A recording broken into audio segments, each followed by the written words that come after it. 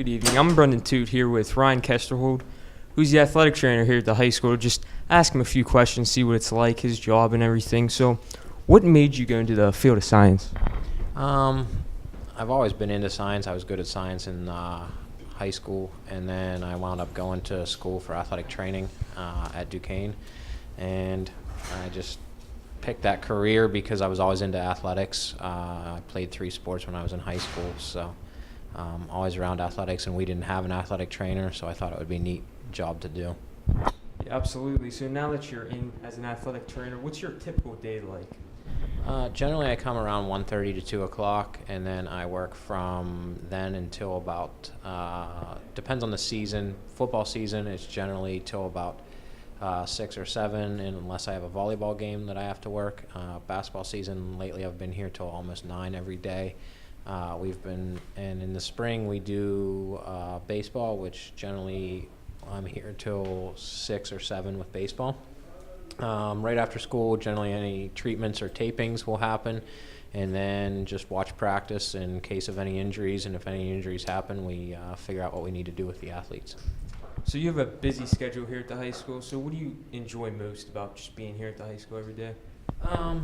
I like working with the kids, watching the kids grow from freshmen to seniors, and watching them do well in sports, and watching athletes return from injuries and do well in sports. So with all the different sports going on in different seasons, how do you balance the busy schedule throughout the year? Just having a plan and sticking to it. Always trying to get in a routine of what you're doing daily, and then just supplementing in whatever else needs done on a daily basis that may pop up here and there, but trying to always stick to that routine. So now that you've been doing a little bit, how has your job changed over the years? Well, we've added a few sports here at Plum over the years. We've added lacrosse, boys and girls lacrosse, changes in coaches. That changes schedules quite a bit with changing coaches. And there's always new laws and rules popping up based upon like whatever injuries are happening a lot, and they find out that this technique isn't working with someone, or this type of treatment isn't working with anyone, so then they change that protocol for those type of treatments with those athletes. Yes, there's a lot of different variables in your job. So what would you say is like the biggest challenge you may have to face? The biggest challenge is sometimes just scheduling, getting athletes to comply with treatment protocols.